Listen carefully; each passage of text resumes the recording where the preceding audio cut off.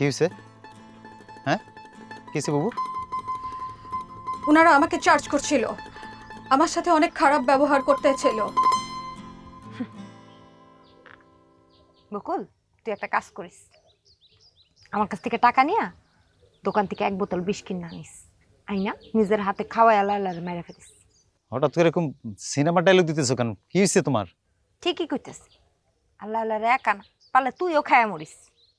আচ্ছা বাবু, বুঝার চেষ্টা করো। ও একটা বিদেশ থেকে আসা মেয়ে, বিদেশি নেই। এখানে এই বাংলাদেশের কেউ আছে আমরা ছাড়া? এই গ্রামের মধ্যে আমাকে ফ্যামিলিতে এসে কারণ হচ্ছে আমার সিনে থেকে আমাকে বাসায় উঠছে।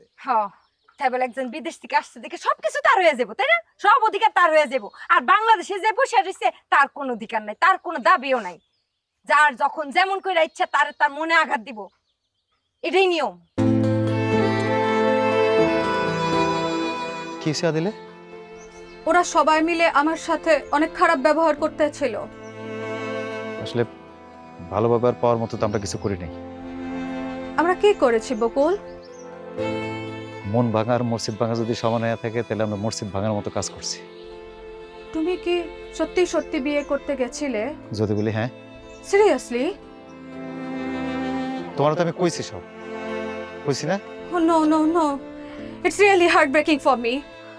আচ্ছা চলো সামনে আসো, সামনে যেতে কথা বলতে আসো।